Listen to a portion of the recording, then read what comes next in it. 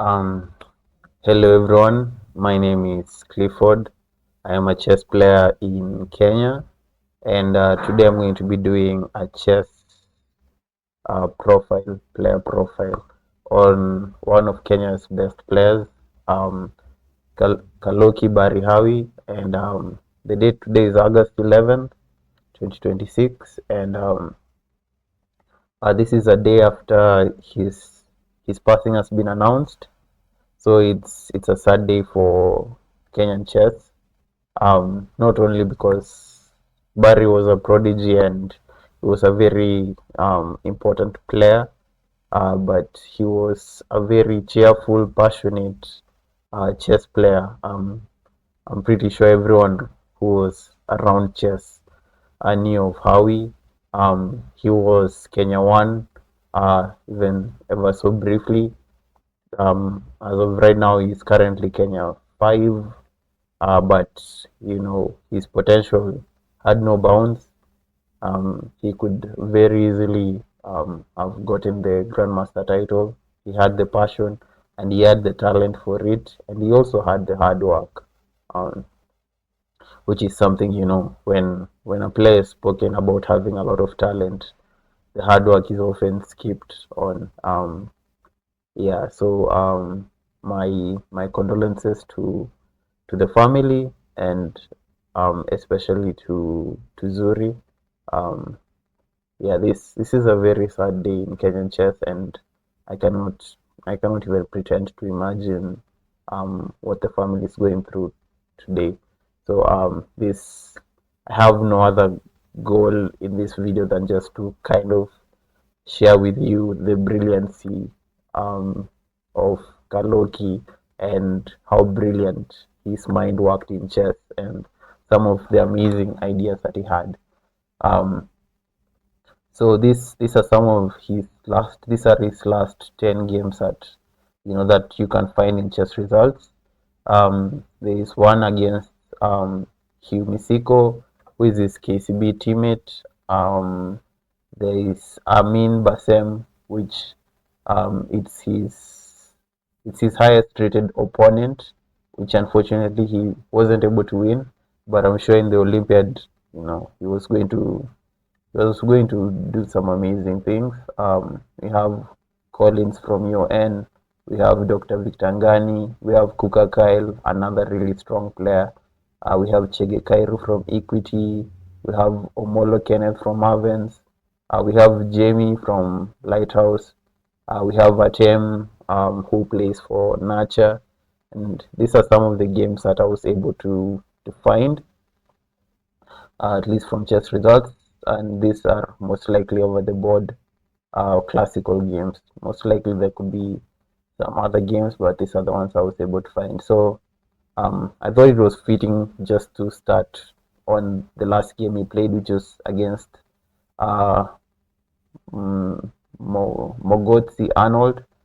This was in the African Individual Chess Championship in Botswana. So I'm going to use chess.com to go through the game. I'm going to try to explain as best as I can. Yes. So we start with the first game against Arnold Mogotsi and how he plays 1e4. I think I'll prefer, yeah, 1e4. The opponent responds to the Sicilian defense. How he plays knight to f3, a flexible move, which could, you know, transpose to the open Sicilian. He could play the Alapin. He could, like it's a very flexible move. It's not really revealing what the opponent wants to do. There's also, I think there's a move like f4, but let me not confuse myself. But it's just a flexible move, and the opponent plays this move e6, which today I've learned is called the French variation, and it's because actually this game actually ends up transposing into the French defense, and as you see how he plays this move d3, and from what I've seen, how he actually really likes his setup. I've seen him play this against the Karokan. I've seen him play it against the Sicilian, and I think it's because like you can really you can really translate a lot of ideas in different chess openings. Yeah, so I think he's really comfortable with this setup. And in this position, the opponent just he castles, and I think both of them are still in theory. Everything is just very much okay in the position. No one has like an advantage or anything. There's no like critical weakness or something of the sort. Maybe the ideas that you can be thinking of as black is to set up d5, which of course you have to be thinking about e5 as a move also. And as white, you're probably thinking of a move like d4 taking space. And so one of the ideas to play d4 is to play this move c3, and after the opponent plays rook here, which probably I think maybe he's trying to create room for his bishop on f8. Howie is able now to play d4, and d4 is a very nice move because after takes, Howie has very good control over the central squares. um, and a rule that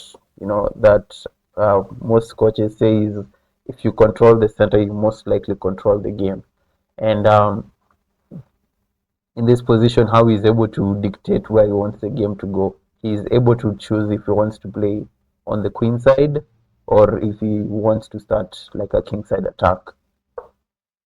So in this position, the opponent plays d5, a reasonable move, and how he takes space with e5, and the opponent correctly chooses to jump forward. Often in chess, it's not really advisable to play retreating moves. That's like inviting your opponent to attack you, which is not a good idea. Something you can notice in this position is that the pawn that is anchoring this knight, there's only one defender. So if, for example, you are able to grab the knight, this pawn will be very weak. Of course, you don't want to give up your rook, but it's just a demonstration. So like, for example, in this position, if you're able to play a random move like this, after knight takes, pawn takes, you actually end up having a hanging pawn here. And this is probably not going to be good for you. So seeing that the opponent takes, so the opponent takes a knight on d2, and how he takes back with the bishop. But something you can start seeing that it's starting to look kind of like the opponent's king is kind of vulnerable a bit on the king side. So how here he starts, he plays h4, he takes up space on the king side.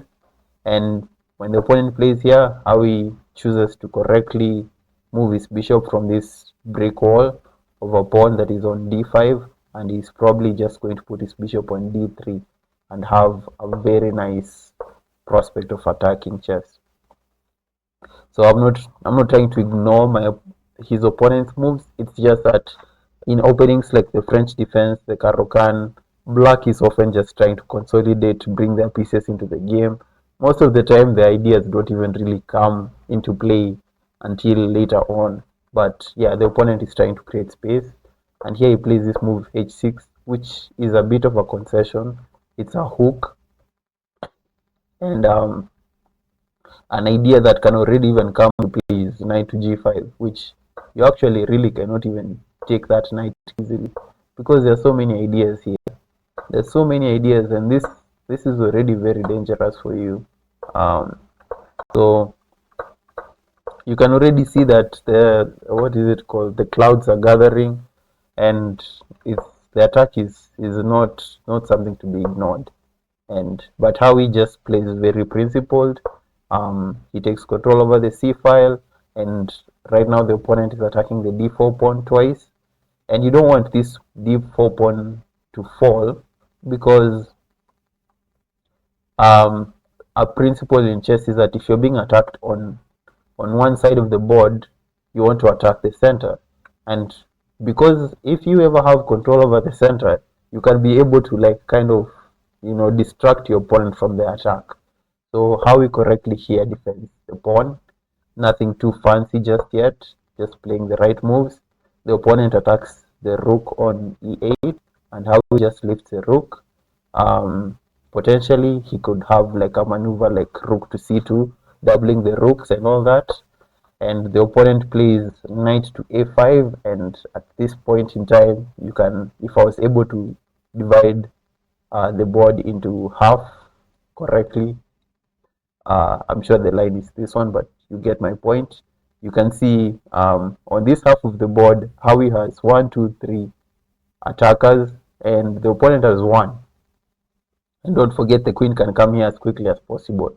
And that's why I think knight a5 is kind of an inaccuracy.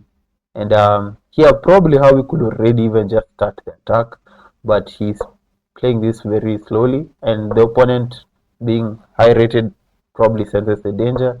He takes his bishop back, and here Hawi sets up this battery, and you have to do something to defend it. You can play f5, but if you play f5, there's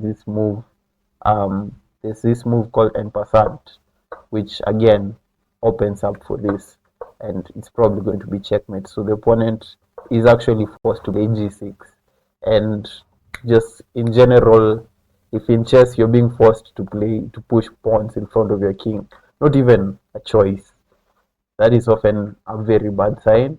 And Hawi finds this move h5, and is planning to soften up the king side.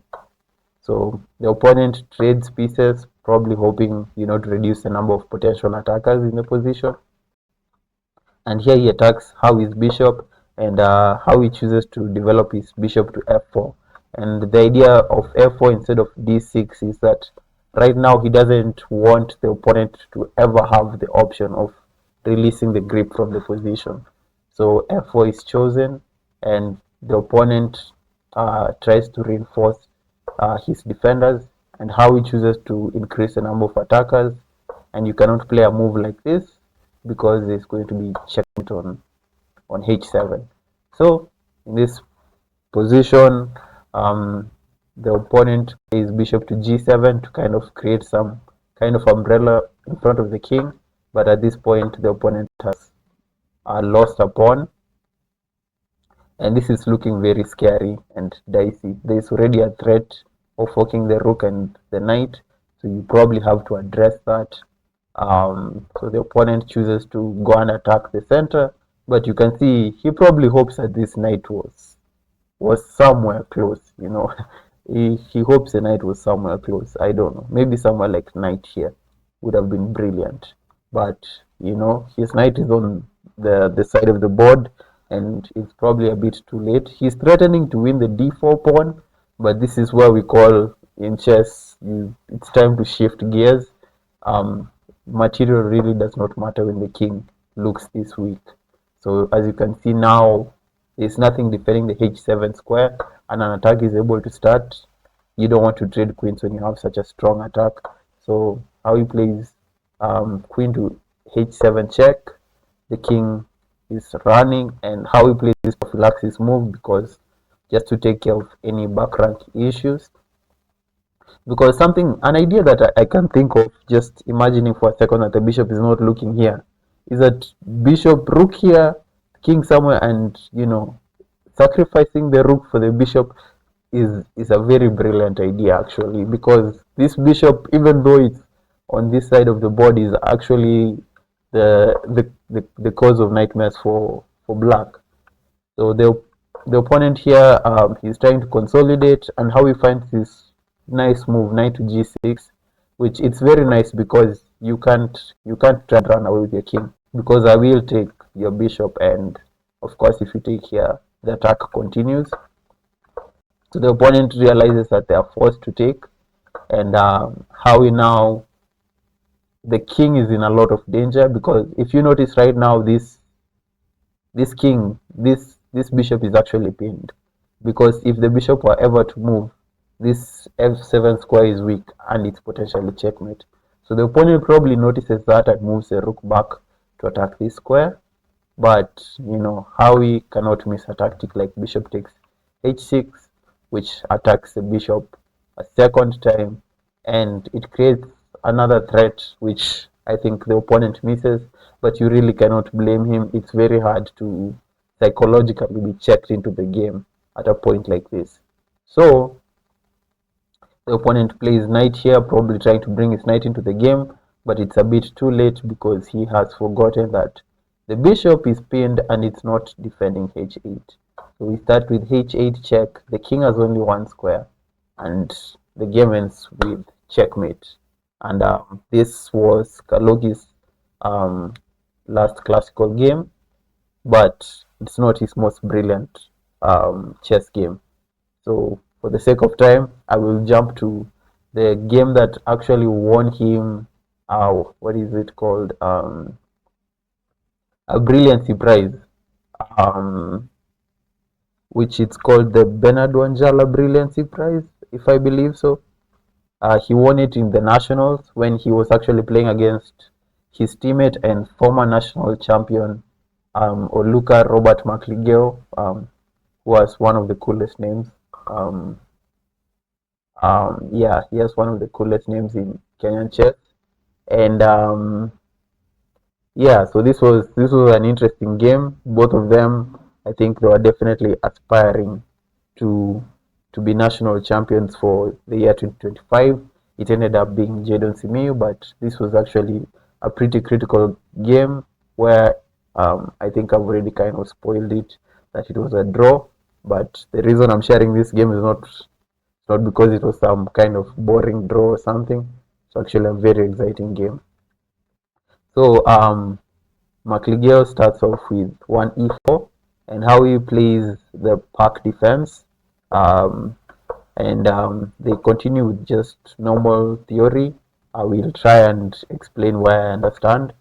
And you can see something that strong players tend to do a lot is to maintain tension for as long as possible, because you know the longer you maintain tension, the one who flinches first will most likely be the one to make a mistake. So the tension is preserved for a very long time, and at this point, probably McLigio is threatening now to kind of lock the position, which in most of these close positions, it's actually really, really hard to actually prove an advantage against your opponent. But still, I don't think it's good to allow your opponent to take space like that, especially when a player is as experienced as McLigio. He'd probably find a way. And how he plays knight to e5, a square has been created. So you just probably want to take the square, and also it opens up for the bishop. So he's also attacking here and attacking the bishop, which you don't want to lose this bishop. So McLigio finds the right move, which is bishop to f1, which it still keeps defense of this pawn and probably could be rerouted if he wants, and also allows the queen to be able to develop if it wants. And by being able to visualize that, for example, if the queen is able to land on this side of the board, you can probably have some ideas. And yeah, so how he plays c5, and McLigio plays this move knight to f5, which Gary Kasparov often says, knight on f5 and you win the game. Which, yeah, and you can see the knight is on f5. It's attacking the bishop here. And this, it's not only that you think of this just attacking wise, it's that you can also kind of see that the d6 pawn is restricted from moving.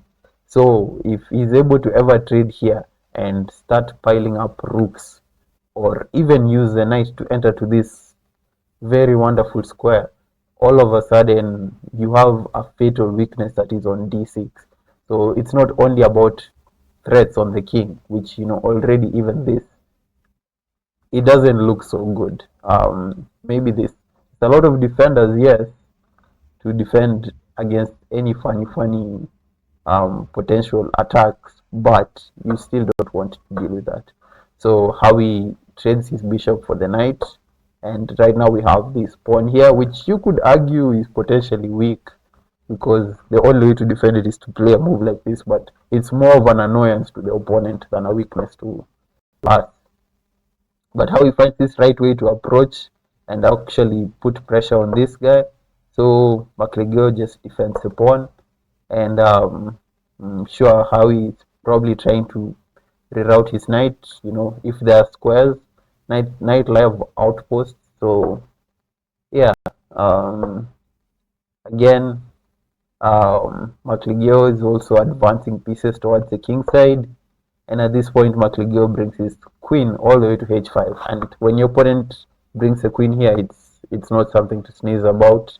And this is a cause for alarm, kind of. But a player with experience like how we would probably handle this position much better than I would personally. But here he actually creates a hook on h6, and this when you play a move like this to an attacking player like Macligio, you are you're asking you're asking him to sacrifice the bishop. So at this point, I personally thought that Macligio could take bishop takes h6. I'd actually gone to spectate the games at this point, and I actually met because I had left the position was somewhere like this, and by the time I was arriving there, they had already left the hall, and I was like, huh, probably Macligio found a way to win this game. But I met them and I was like, why didn't you play bishop to h6? And they both told me that if I was in this position, I'd probably be checkmated much sooner than than how he was able to defend. But it's pretty easy to sit here when you have the computer and dismiss this attack as something simple. But this rook lift is actually really scary, and by bringing his bishop here, and there's a pin here and there's a threat like this, the attack is brewing. And yes, black is better. The engine is saying black is better, but it's not that easy to handle. And at this point, it's ideas like rook to h3, and eventually there's this sacrifice here. And at the very least, Macligio has a draw by shuffling his king left, right, left, right. There's nothing you can do to get out of this perpetual checks. And usually when there's a situation like that, there is this principled idea where you can just bring your rook, lift your rook, and your opponent can't do anything about it, but not if your opponent is named Barihawi Kaloki Hawi.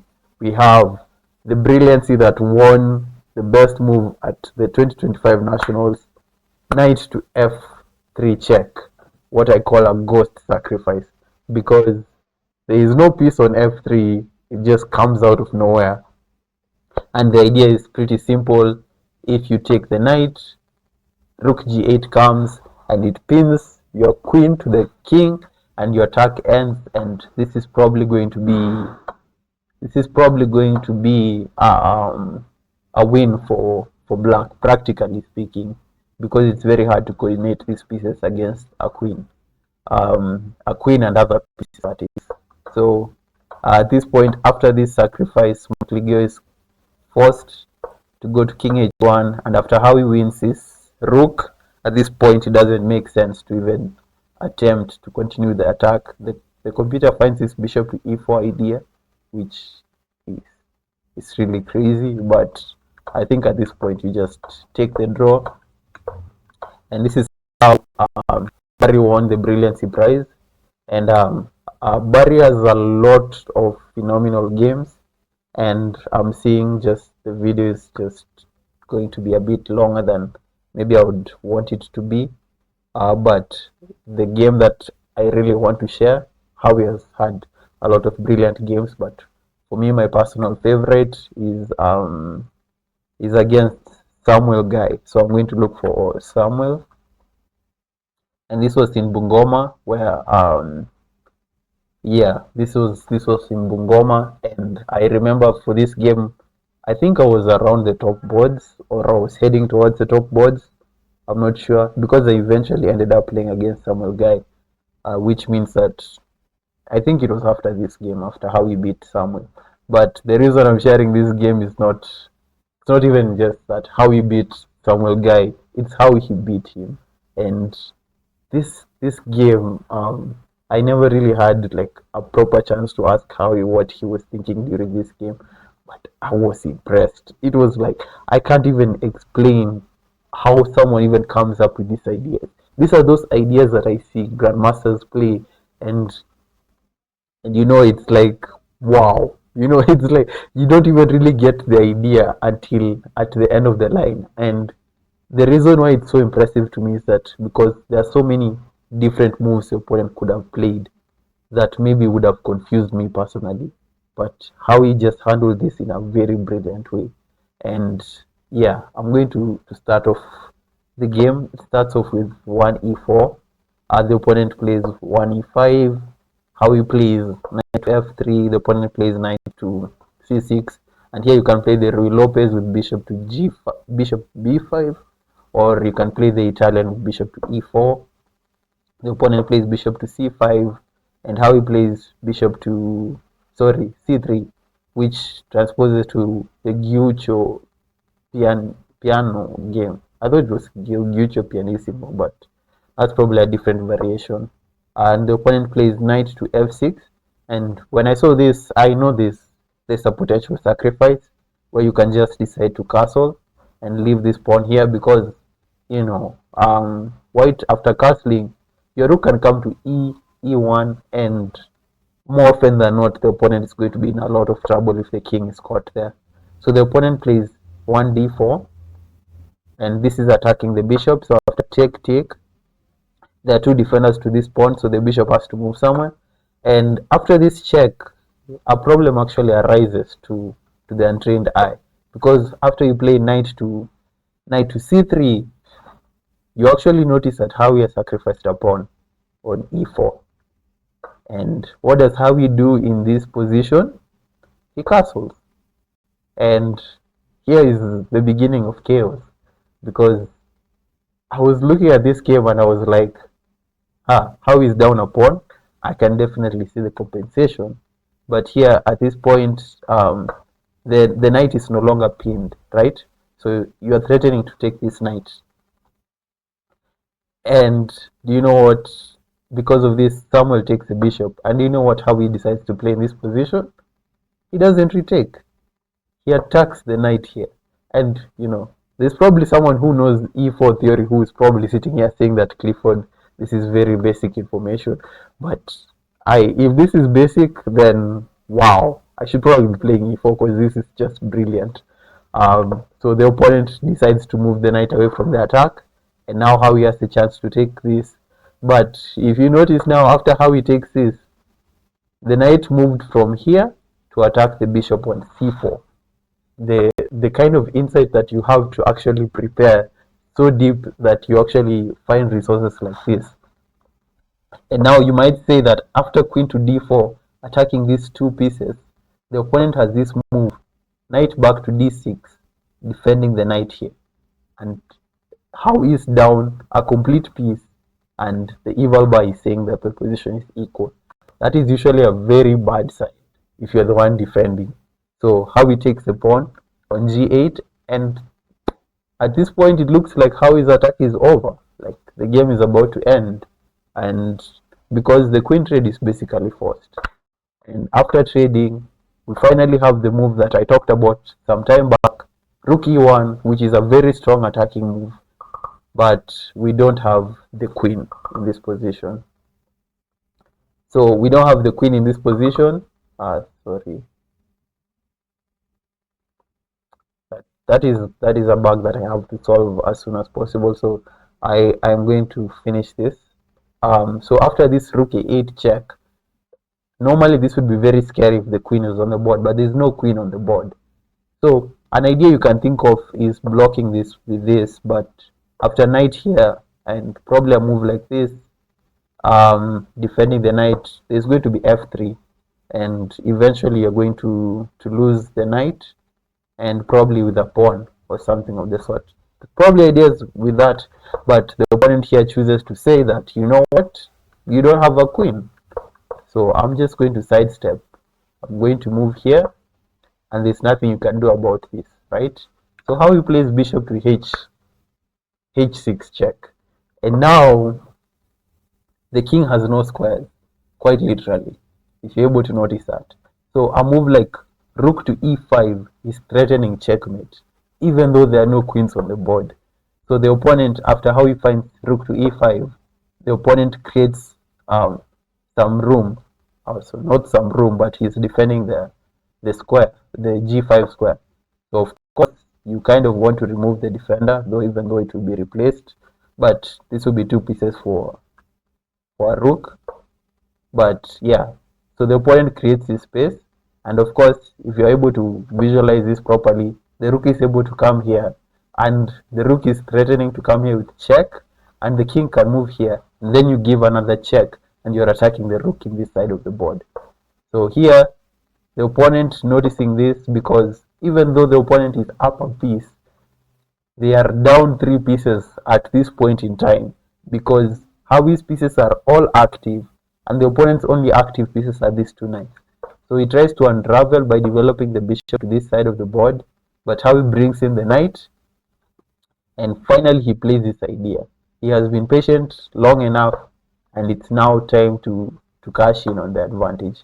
So after this check, the king can decide to go back, but there is going to be check, and eventually the knight is going to come here. So you really cannot save that rook. So in this position, Samuel Guy just decides to let the rook go, and how he principally just brings a rook up.